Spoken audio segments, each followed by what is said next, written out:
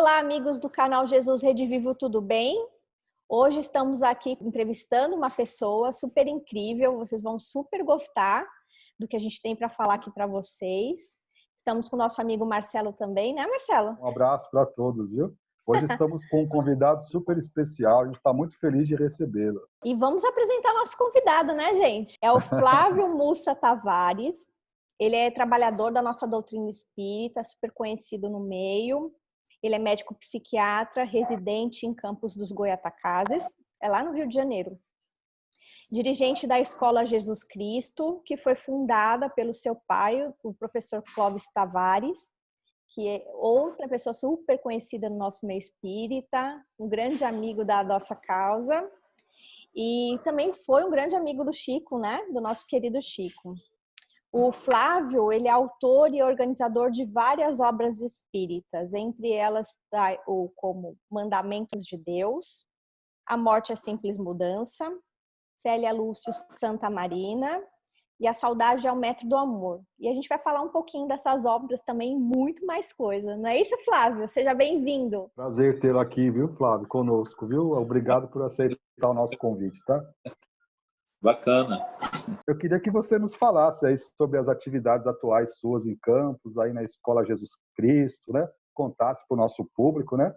E é lógico, a gente logo já tem a referência do professor Clóvis, mas a gente queria saber do Flávio o atual, o dia de hoje aí da Escola Jesus Cristo, as atividades doutrinárias de vocês, para a gente é importante saber também. Eu vou me referir assim a 2019, Tá. né? Já se escreveu 1968, o ano que não terminou. Eu acho que 2020 é o ano que não começou.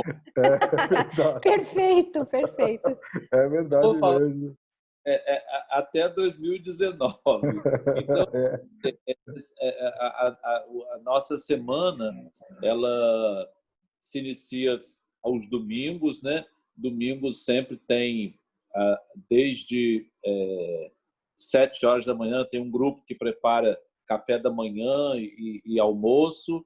Às 8h30 inicia com uma oração coletiva e logo depois tem divisão de classes, que são 3 classes de adultos, uma classe de 2 classes de jovens e umas 4 classes infantis. E às 10 horas é uma palestra, né?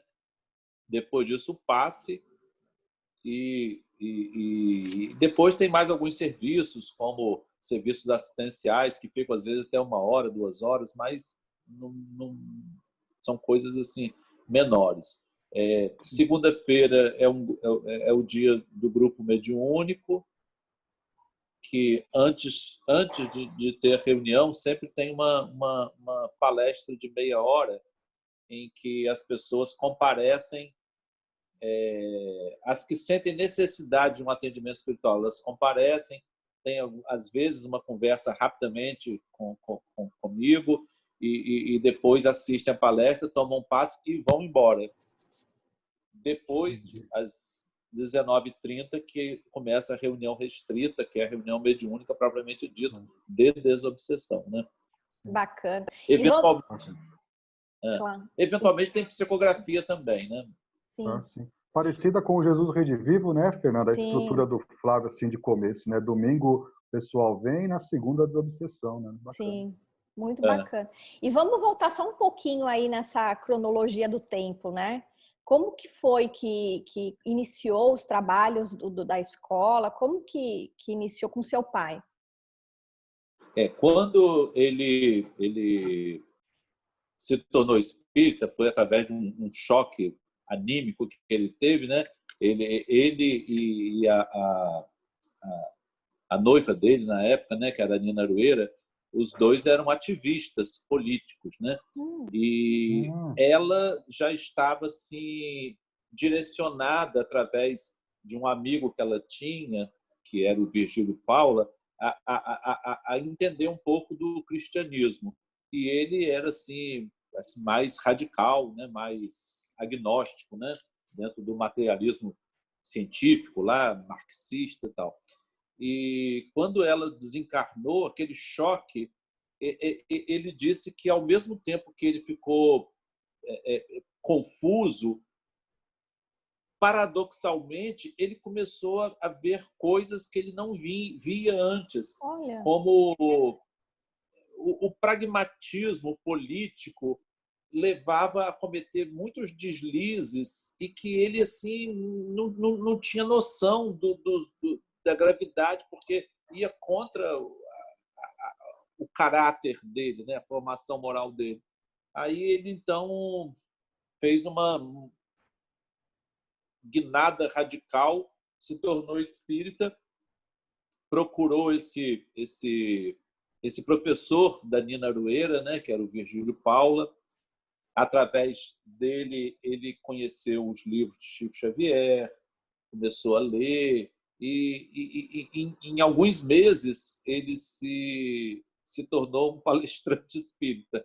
Palestrante Ele, assim, espírita. ele era espírita sem amigo, saber, né, Flávio? um amigo dele, que era muito piadista, disse assim: você saiu da terceira internacional e foi para a terceira revelação. A terceira revelação, muito legal. Muito bom. Muito bom. E a escola surgiu em que ano, Flávio? 1935. Foi o mesmo ano que a Nina morreu, em março. Em outubro, ele fundou a escola. Porque ele até frequentou antes, logo depois de março, ele começou a frequentar um grupo. E era um grupo assim, na casa, uma casinha pequena que eles frequentavam, e ele dava mais aula para as crianças, tudo. Mas aí, quando os adultos começaram a querer assistir às aulas também, aí ele resolveu formar um grupo que ele chamou Escola Jesus Cristo, né? Que foi o início foi desse jeito, dessa forma, né? Muito legal. E nome lindo que ele deu para a escola. Uma inspiração, né? Nós temos um estudo aí no nosso canal, a gente tem feito o estudo do livro Pensamento e Vida. Tem sido para nós uma experiência, né, Fernanda? É uma experiência incrível, maravilhosa, porque é um livro que jamais a gente pensou, né, de ter tanto conteúdo. E nós acabamos, nas últimas 2 semanas, a gente estudou o capítulo 11 e 12, que era berço e família. Então, a minha pergunta, Flávio, para você é assim: como é que foi para você viver uma experiência, a sua atual experiência reencarnatória, de nascer num lar de 2 grandes trabalhadores espíritas, tanto o professor Clóvis, como também a gente não citou, Dona Hilda, a senhora sua mãe também, que é uma grande trabalhadora. Como foi para você essa experiência do lar espírita, Flávio? Eu acho que a experiência de quem nasce assim numa família com pessoas assim que são diferenciadas é bem complicado, porque nós não temos visão de distância, né? Nós estamos dentro no convívio familiar, então nós não temos aquela visão de perspectiva, então nós não sabemos com quem nós estamos lidando. Então, a única coisa que traz hoje, depois que a gente se afasta, que hoje eu estou vendo meu pai na perspectiva, aí eu fico, nossa, eu não aproveitei. E olha que ele já desencarnou, eu já era adulto, né? Eu já estava formado em medicina, eu já estava casado, já tinha um filho, mas mesmo assim, meu Deus do céu, essas dúvidas que eu tenho hoje, essas coisas complicadas que a gente vê, eu tinha que ter aproveitado meu pai para ter tirado dirimir essas dúvidas, mas não aproveitei na hora. Eu acho que a gente vive assim muita decepção com a gente, sabe? Não sei se é bom a gente nascer numa coisa tão bacana, não, sabe? Porque é uma sabedoria que aí depois a gente vai conversando a respeito, mas é uma sabedoria construída já há séculos, né, Fábio? O negócio desemboca numa pessoa no século XX, tudo acumulado, né? Essa troca com a família é uma coisa, como você falou, só a distância e o tempo para você perceber a grandeza com quem que você estava lidando, né, Flávio? Verdade. O seu pai foi grande amigo do Chico, né, Flávio? Nesse ano de 35, ele não chegou, que o ano que ele fez essa virada, Uhum. Ele não conheceu. Mas em 36 ele fazia o curso de Direito no Rio, então ele ia e voltava para Campos, né? Então ele estava no centro, ele ficava em hotéis pequenos ali no centro do Rio, e ele soube que Chico estava na Federação, ali na Avenida Passos. Aí ele foi, né? E entrou na fila assim para conversar, para falar, cumprimentar, né? Todo mundo, desde aquela época, já fazia. Chico era jovem também na época. Meu pai tinha 21 anos, Chico tinha 26 anos. Nossa. Jovens, né? E aí ele teve um encontro sem palavras, que ele relata no livro 30 anos. Foi um encontro sem palavras, mas que marcou a vida dele, né? E eu acho tão interessante, depois que a gente pensa nisso, que quantos encontros sem palavras podem ser mais significativos, né, do que tanta coisa que a gente faz quando a gente diz assim, jogar a conversa fora. É exatamente Exatamente. fora, né? E um encontro sem palavras que foi assim um marco na vida dele, né? Ele não sabe, ele relatando isso no livro dos Anos, ele diz que ele não sabe dimensionar, né, o turbilhão emocional que iniciou depois daquilo e quando ele retornou às mudanças. E nesse mesmo ano de 1936, duas senhoras da cidade de Campos, que elas tinham um parente em Belo Horizonte, o senhor Oscar, esqueci o sobrenome dele agora. E elas foram passar alguns dias em Belo Horizonte na casa desse senhor Oscar. No mesmo dia que elas chegaram lá, quando elas estavam sendo recebidas pelo parente, né? Estavam assim na sala, alguém bate a porta e era o Chico Xavier, esse jovenzinho de 20 e poucos anos, que era amigo do seu Oscar. Belo Horizonte e Belo Leopoldo são muito próximos, né? Então o Chico entra, é apresentado a essas senhoras, aí ele fala assim com muito sem jeito, olha, eu tenho uma coisa para falar com a senhora, as duas. O que é? Que tem uma jovem aqui que está dizendo que conhece a senhora. O nome dela é Nina Aroeira. Aí elas tomaram um espanto. Nossa, como assim? Ela disse que quer escrever uma carta para a senhora, para vocês levarem para Campos, entregar para alguém que ela preza muito e que vocês conhecem, que se chama Clóvis, que ele também não conhecia. Aí elas caíram para trás, né? E ali ele começou a encher página, encher. E essa mensagem existe, né? Uma parte dela ficou no livro 30 anos, mas foram assim, muitas comprovações da identidade dela, né? Que incrível. E aquilo, quando meu pai, que já tinha se convertido, né? Quando ele vê aquilo, eu disse, não é possível, isso não existe.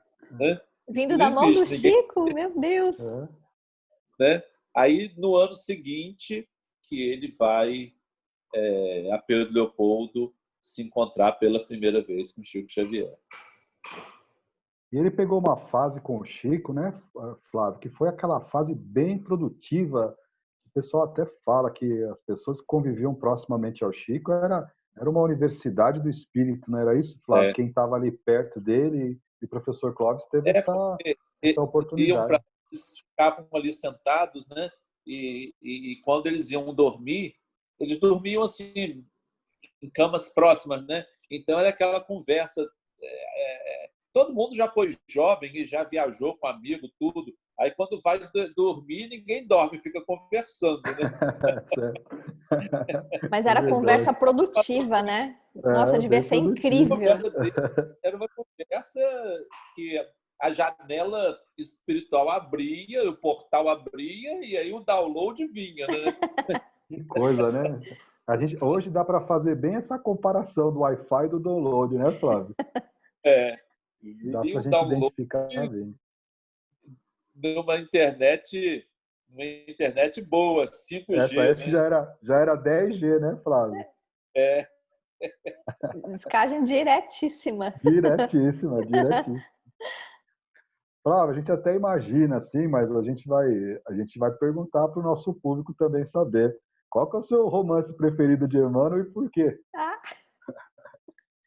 Não, é claro que esse 50 anos depois tem uma significação especial, né, por ter essa personalidade, né, que foi Célia Lúcio, que é encantadora, mas ele, de modo algum, ele é o preferido, né? Eu acho que os romances eles são todos muito bem escritos, né?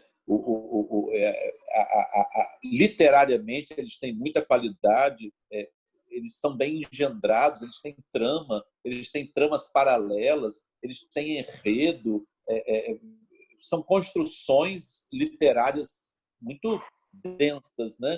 E não apenas construções literárias, mas ali nós nos envolvemos num processo doutrinário, porque todos eles evangelizam, né? Ninguém sai de uma leitura de um romance 50 anos, há 2000 anos, Ave Cristo, Renúncia, Paulo Estevão, então, que é um livro todo doutrinário. Né? Ninguém termina uma leitura dessa igual, né? Verdade. Então, aquela sensibilização psíquica é fundamental. Eu já li uma opinião assim que eu acho tola de que os romances espíritas não são doutrinários, né? Que os livros doutrinários são os livros filosóficos, científicos. Eu acho uma opinião assim infundada, porque se a gente sensibiliza a nossa parte anímica, evidentemente aquilo está fazendo uma evolução, está fazendo uma mudança evolutiva dentro de nós. Eu acho formidável. É claro que nós não podemos nos limitar nos romances. Claro. Agora, como vocês perguntaram, vocês me provocaram sobre os 50 anos, o que tem de especial para nós nesse livro foi que o livro foi lançado em 1939.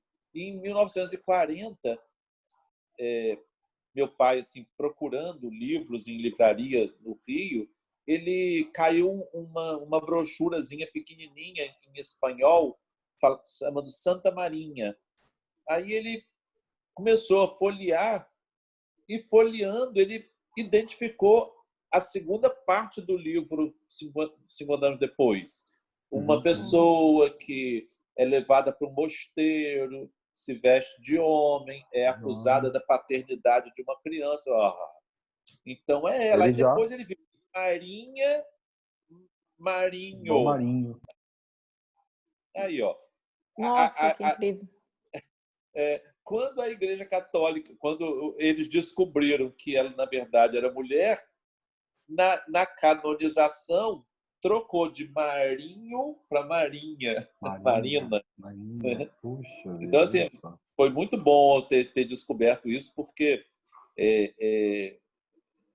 não é apenas o fato da gente ter aquele deleite de ler uma história e saber, caramba, isso tudo existe. Não é uma ficção, né, Flávio? Ele conseguiu captar isso tudo, né? Como depois, assim, interessante, porque alguns pesquisadores que fizeram trabalho com o livro Renúncia descobriram tanta coisa interessante. Sim. Né? Eu lembro até conversando com o Gilmar Trivelato, ele me disse que o Cirilo Davenport, quando foi para os Estados Unidos, disse que ele trabalhava com lavoura de café. Eu não lembro o estado que ele diz que ele trabalhava, e que ele, quando foi lá para pesquisar, ele não encontrou Sim. naquele estado o histórico de lavoura de café. E ele ficou assim um pouco decepcionado. Mas, pegando detalhes mais específicos, ele descobriu, numa faixa específica do tempo, uma época em que ali houve lavoura de café. É. E que coincide... Com o livro, né?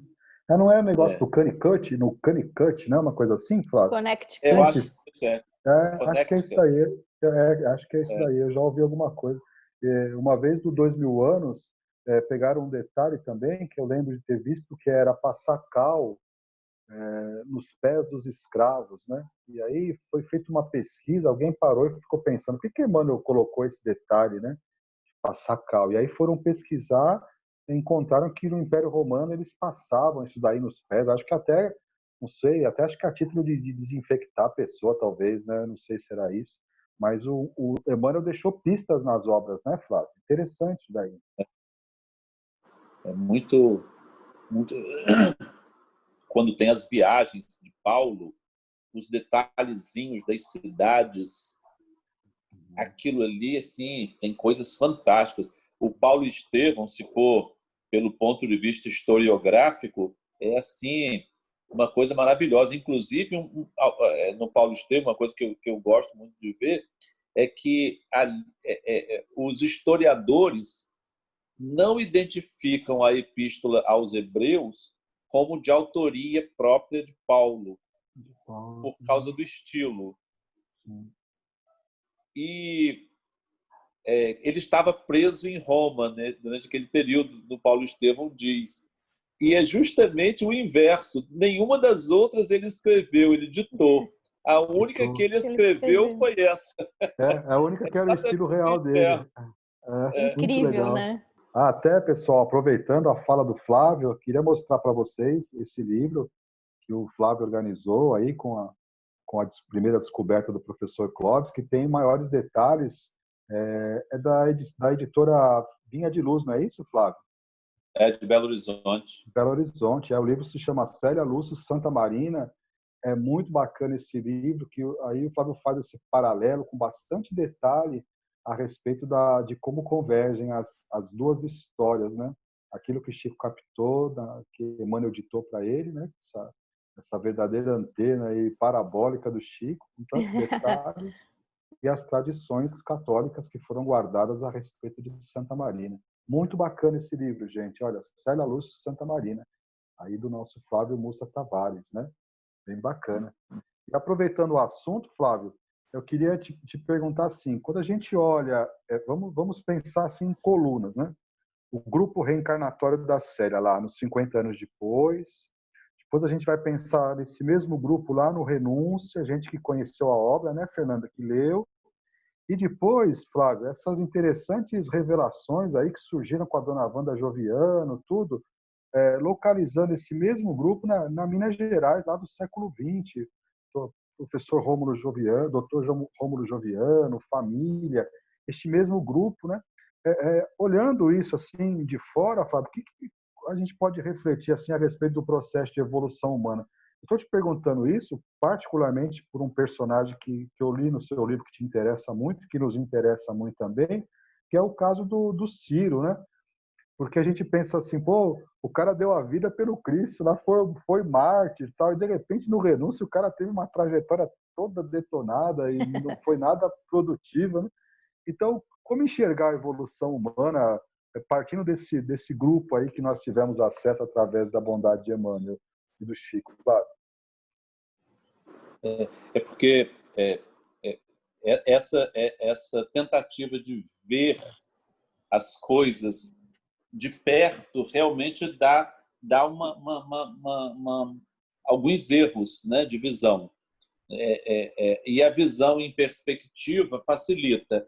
Quando alguém passa uma existência, né, e alcança alguns valores, esses valores morais, de caráter, eles não necessariamente estão consolidados no caráter espiritual.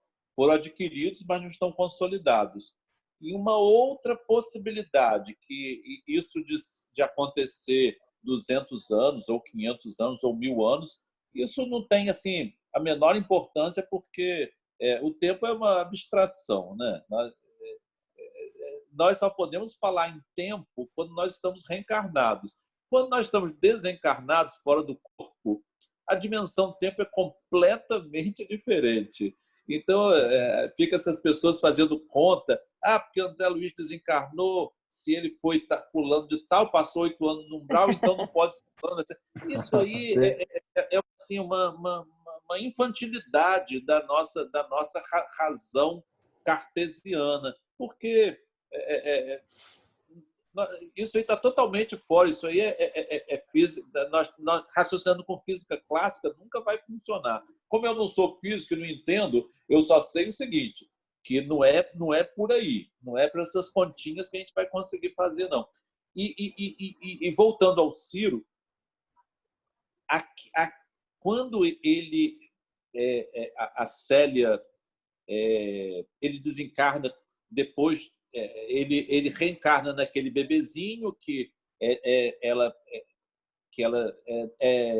resgata como filho, mas ele havia nascido na chamada coluna lactária, né? Ele era filho de possivelmente de uma mãe, talvez, que tinha vida na prostituição, alguma coisa nesse tipo. E ele foi largado lá na chamada coluna lactária, né? E a Téria levou para poder incriminar a mãe, e a Célia assume e sai naquela noite, né? sem eira nem beira, sem saber o que ia fazer, com uma criança no colo, ela sem leite no peito. Daí tem outros também que depois a gente pode falar sobre isso, sobre a questão da lactação adotiva. Muito legal isso aí. É verdade. Mas ele desencarna, ele não vive muito tempo, esse primeiro. Esse primeiro vive cerca de 1 ano e o segundo vive cerca de 4 anos.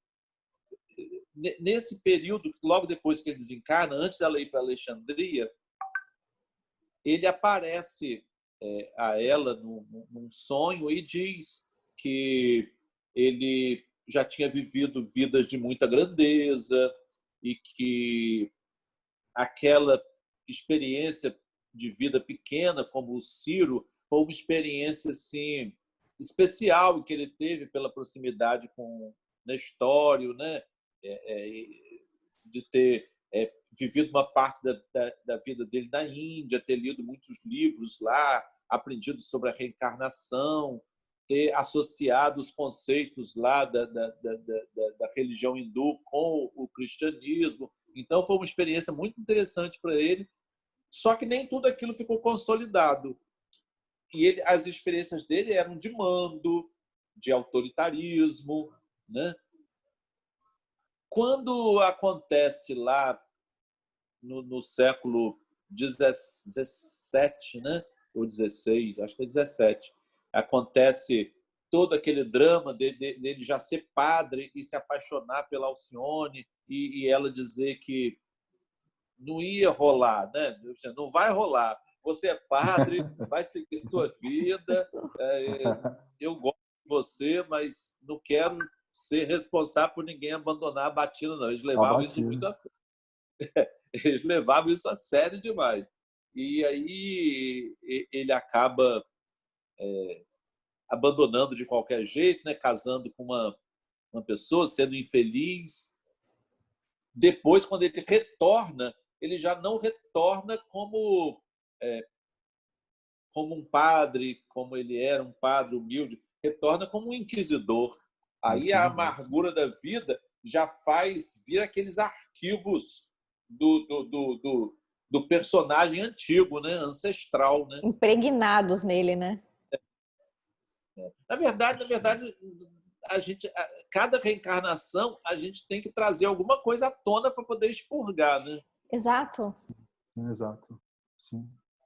naturalmente, Interessante essa isso. vida serviu para ele expurgar muita coisa, né? Muita coisa. É A verdade. Fernanda comentou comigo, Flávio, existem informações do Ciro, depois, quando esse grupo estava em Minas Gerais, ele não estava próximo à família, né, Flávio? Quando a dona Wanda revelou lá Está, o material. né, na, na Escócia, não. Né? É ali, Ah, sim. lá no Unido, qual o nome? Escócia, Inglaterra, Na Escócia. Grã-Bretanha, né? Eu Não, acho que não ele era é. irlandês, se não me engano, na Eu acho que Grã-Bretanha. é isso. Eu acho que ele era irlandês. E o Dr. Rômulo estava fazendo um doutorado, uma especialização lá também, e os dois foram colegas da mesma Olha, universidade, sendo que o, o Ciro, né, ele era da área de humanas e o Dr. Rômulo na área biológica, de biológica. biotecnologia, né, de reprodução vegetal, animal. Mas os dois ficaram amigos, parece que eles moravam muito próximo e ficaram amigos e se entenderam muito. Tanto que quando o nome dele chamava Alexander Seg, ele era um professor de filosofia, depois tornou professor de filosofia, ele era professor de filosofia kantiana.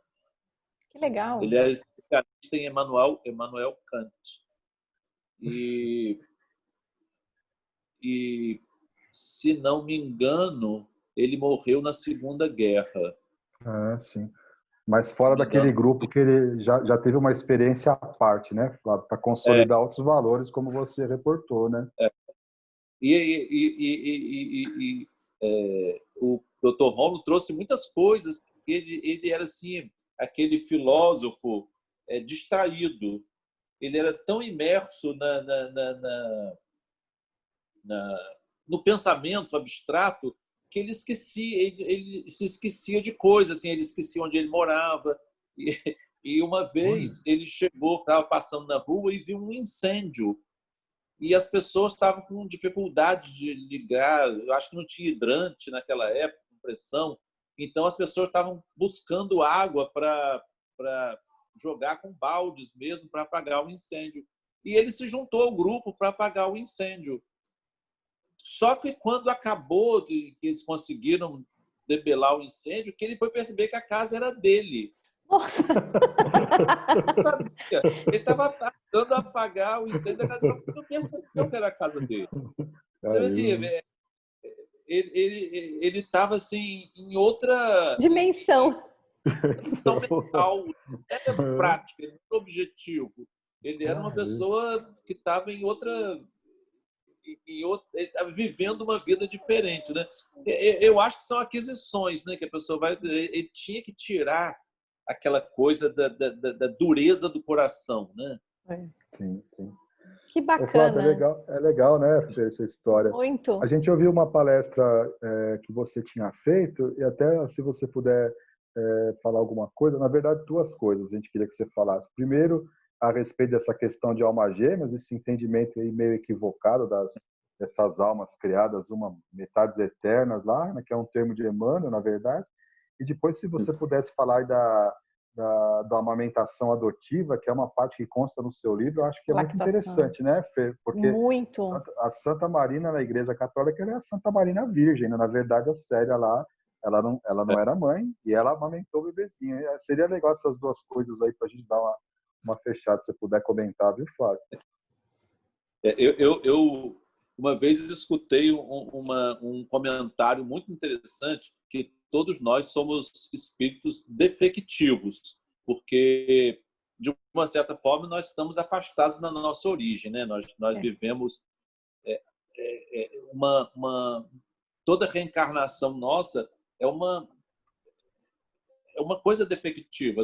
O próprio fato de nós termos uma polaridade sexual já significa que nós estamos num processo evolutivo, porque é possível que, segundo a gente pensa assim, espírito puro, né? Que a gente vê na classificação espírito puro, eles já superaram essa questão da polarização. Eles são anjos, né? Digamos. Até até essa frase é muito comum: anjo não tem sexo, né? Anjo é anjo, né?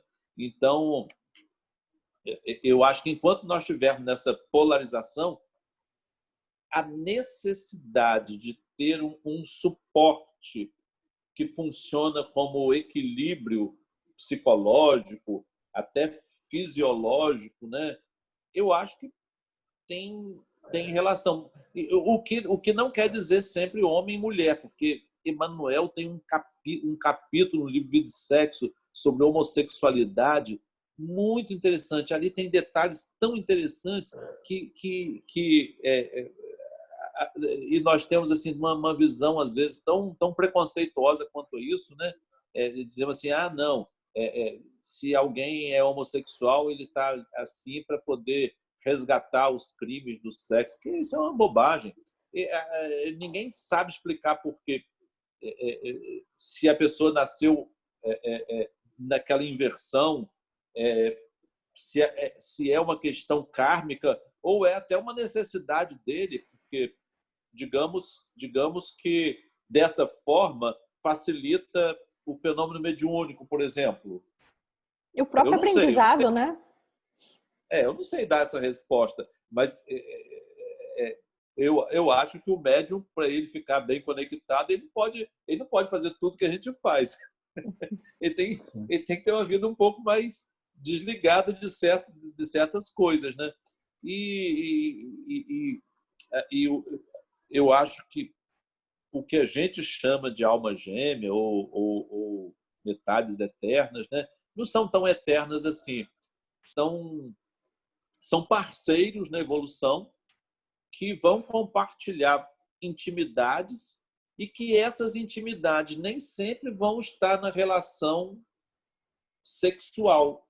Pode estar na relação pai-filha, mãe-filho, né?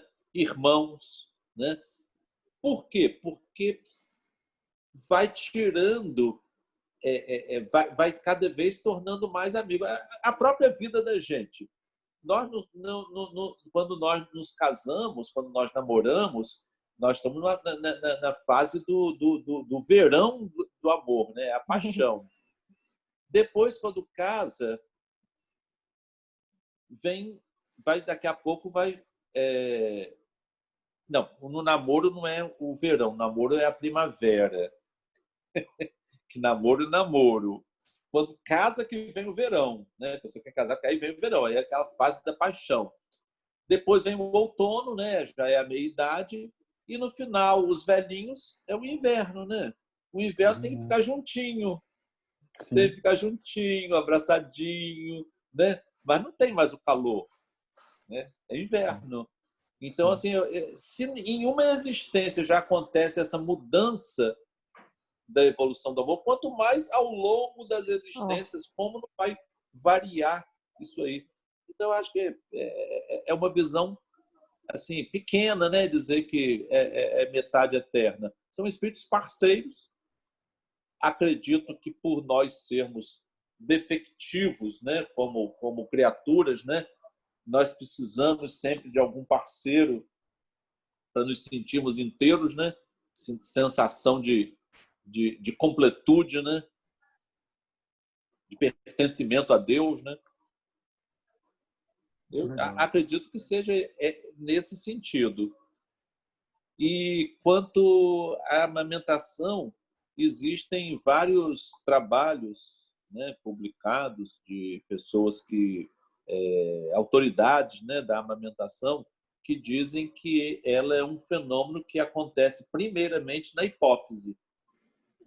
Na hipófise anterior, onde é produzida a prolactina e a ocitocina, que depois vai gerar a prolactina. E essa liberação de ocitocina, ela está muito associada ao sentimento. Então, se a mãe ela a criança acabou de nascer e ela está com muito medo, o medo vai liberar uma outra substância que é cortisol, que vai inibir a ocitocina. Então, o medo ela vai produzir menos leite por causa do medo. Então, a tranquilização da mãe, através de uma terapia psicológica, uma boa respiração,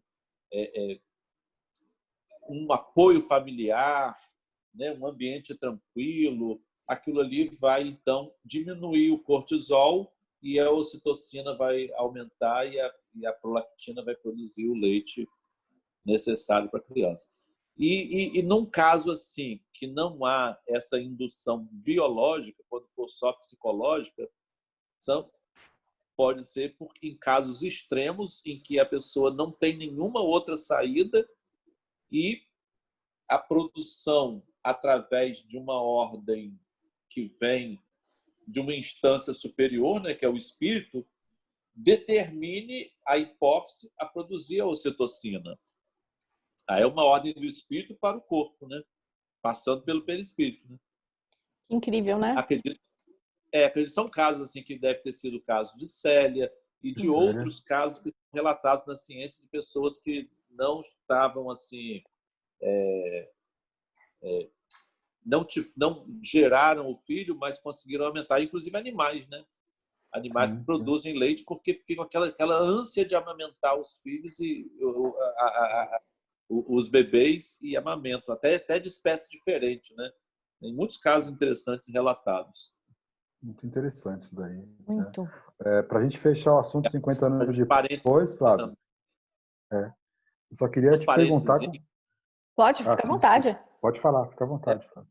Sim, eu acho que as mulheres são superiores aos homens, sabe? Nós estamos juntos nessa, viu, Flávio? Sabe por quê? Eu penso assim, um mamífero, como, por exemplo, uma onça, uma leoa, uma ursa, eles são muito bravos, né? Mas a fêmea, ela é de uma ternura tão grande com o seu filhote, né? É verdade. Ela agarra aquele filhotinho, né? Uma leoa deita assim, e os bichinhos vão tudo para cima dela para mamar, né? Aqui em casa eu tive uma cadela, Fila, muito brava, mas quando ela estava cria, nossa, ela ficava deitada e os bichinhos, tinha quase 15 filhos, ia tudo para cima dela. Assim, gente, quando chega a mulher é uma coisa fantástica. O homem está muito longe da espiritualidade da mulher. Nós temos aqui a assistência que o centro faz há muito tempo junto à comunidade carente aqui da nossa região, né, Fernanda, no Jardim Vila Formosa, e uma experiência que eu guardo no coração da gente visitar a favela é uma coisa assim, a mãe não abandona os filhos, né? É um negócio muito doido. Eu acho que existem também as que abandonam, mas os pais, às vezes, quando a coisa apertava, os pais davam o chamado pinote, como elas falavam, mas elas ficavam ali. O negócio é muito maluco mesmo. É incrível. São superiores. Fábio, só para fechar o assunto dos 50 anos, gostaria que você nos falasse que nós temos uma personagem lá, que é o Rúfio, né? O Rúfio, que facilita o encontro depois. Praticamente já dei o spoiler antes da pergunta, né, Flávio? Mas a gente queria que você falasse sobre o Rúfio Proverso também. Então, meu pai sempre dizia que nessa vida ele tinha pouca recordação, porque ele havia passado umas experiências de grandeza também, política, e que essas experiências de grandeza elas precisavam ser,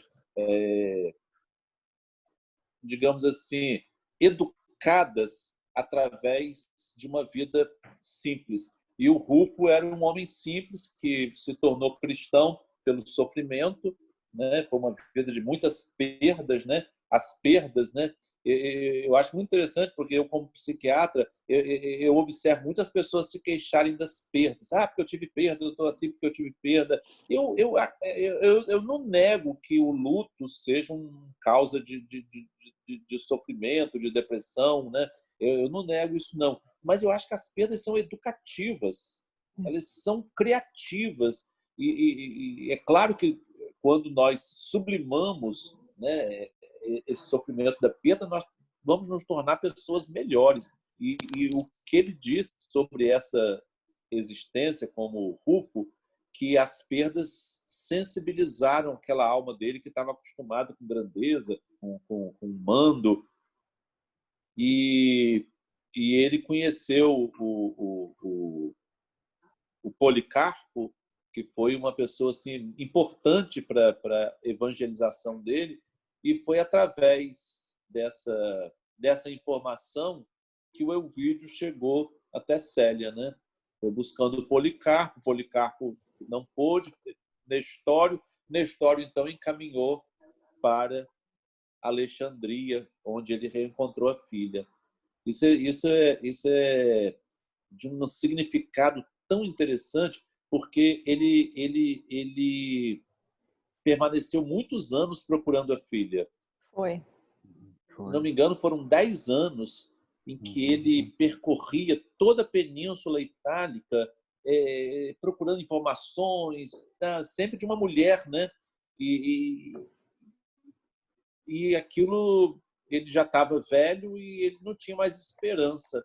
Quando ele relata ao monge, né, que ele perdeu a filha e tal, e que procurou e que ainda tinha esperança de encontrar, nessa primeira visita, ela não se revela. Ela primeiro, usando a prudência, né, que é uma característica de todo sábio, né, ela usando a prudência, ela dá assim as diretrizes de mudança comportamental dele. Você vai se desapegar dos seus bens, você vai fazer isso. Lá em Roma é uma pobreza danada. Inclusive, não sei se vocês viram o filme sobre Paulo Apóstolo. Não vi. Eu não cheguei a ver, não. Nossa, que filme lindo. É um filme, Paul, the Apostle.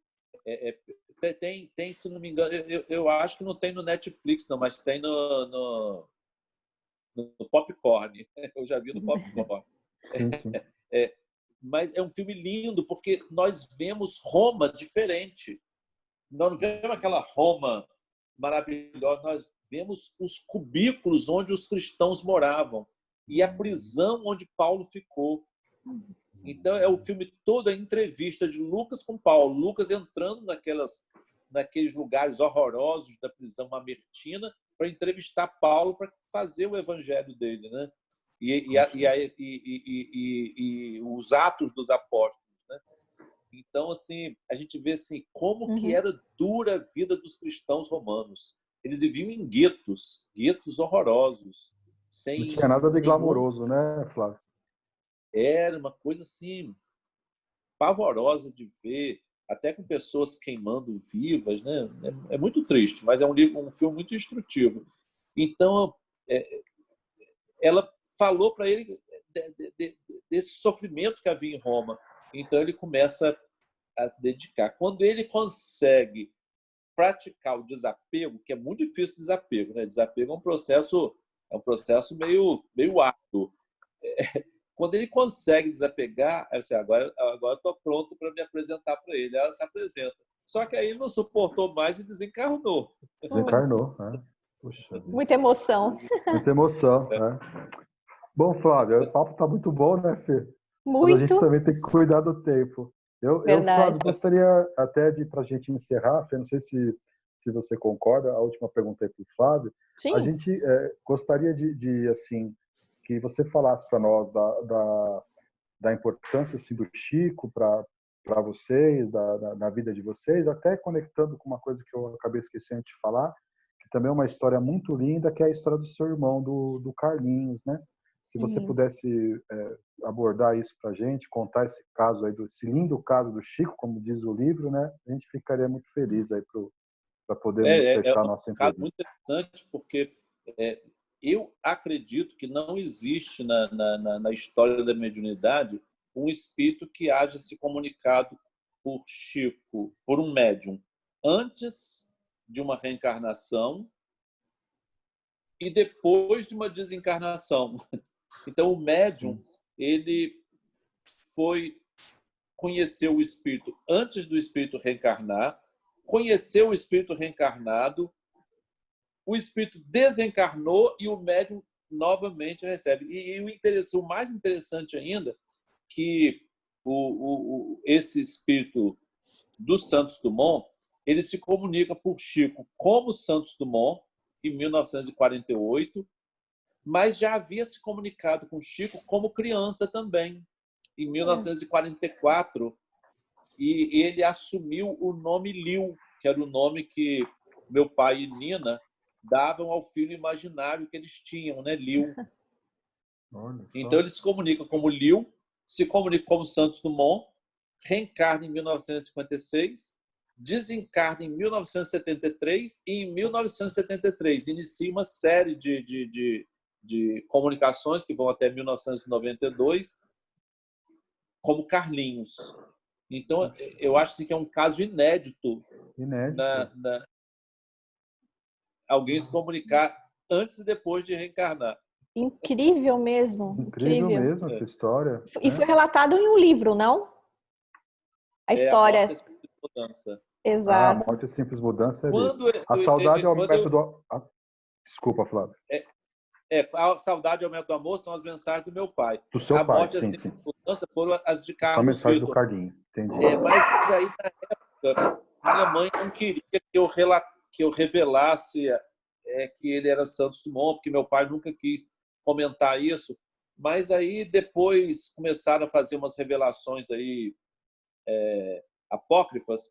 Aí eu combinei com o Geraldinho que a próxima edição dele nós vamos falar tudo. Que bom, muito bom. Muito bom mesmo. Flávio, suas palavras aí finais, né, Fê? Muito boa conversa com o Flávio. A gente estava muito ansioso por essa conversa. Você pode ficar à vontade aí, Flávio, que depois que você encerrar, eu vou fazer uma leitura aqui também para os nossos amigos rapidinho. Eu acho que o Chico Xavier é o grande diferencial do espiritismo. Sem dúvidas. E ele convenceu as pessoas, não foi por nenhuma fenomenologia, não, foi pelo amor. O que ele distribuiu foi amor. As mensagens dele transformavam as pessoas. Então, a aura dele era uma aura transformadora. É isso aí que modificou o espiritismo no Brasil. O espiritismo é reconhecido no Brasil como uma religião das pessoas que praticam caridade. E a gente só faz caridade hoje porque a gente aprendeu com ele. Puxa, é verdade. Teve outros, é claro que teve Bezerra de Menezes, teve Caíba Schutel, teve Eurípides Barçanufo, mas Chico foi uma explosão, né? É verdade. A gente tem muito a dever esse espírito que ficou aqui, que a gente teve, acho que é o prazer de conhecer, né? A oportunidade. É incrível. A gente ainda vai ouvir muito falar do nome do nosso querido Chico, viu? Muito. Muito bom. Eu vou fazer uma homenagem ao Chico, já está devidamente homenageado, mas eu vou ler um aqui, para acabar. Consta aqui no livro Célia Luz Santa Marina, do nosso Fábio, nosso convidado de hoje, que é o hino à Célia, que foi escrito pelo professor Clóvis, que está incluso aqui na obra. Muito lindo. Então, ele diz que recebe, Célia, da amplidão celeste de nossos corações, a humilde flor, da gratidão mais pura e mais sincera que te votamos com ternura e amor. Bendita sejas tu, Célia bondosa, que deixaste a lição de paz e luz nos teus caminhos santos e perfeitos, acompanhando os passos de Jesus. Aí ele vai encerrar, tem outras histórias, quem comprar o livro vai poder ler. Ele diz: divina mensageira de Jesus, tu que amaste e que sofreste tanto, pede a Deus que nos ouça, Célia Lúcius, que nos dê força e nos enxugue o pranto. Palavras do professor Clóvis aí. Que lindo. Muito obrigado, Flávio, pela presença. Uma alegria muito grande, né, Fernando? Muito. Nossa, Flávio, muito obrigada mesmo, viu? A gente ficou muito feliz de você poder participar aqui com a gente. Tenho certeza que os nossos ouvintes também vão gostar muito. A nossa casa está de braços abertos para você quando você for a São Paulo. A Isabel, dirigente da nossa casa, mandou um abraço. Ela queria ter participado, mas hoje ela não conseguiu. Mas, assim, fica o nosso agradecimento. Muito, muito, muito obrigada mesmo. Eu que agradeço vocês. Flávio. Muito obrigado. Numa próxima, nós vamos convidar o Flávio, né, Fê? Para ir, nós vamos aproveitar do Flávio espírita e médico psiquiatra. Porque no nosso estudo, Flávio, a gente já fez alguma coisa sobre depressão, sobre suicídio. Quem sabe numa próxima a gente faz contato aí, você aborda esses temas também para nós, à luz da doutrina espírita, tá bom? Nossa, ia ser incrível. Tá bom, obrigado, gente. Obrigada, Flávio. Deus abençoe. Valeu, pessoal. Fica com Deus.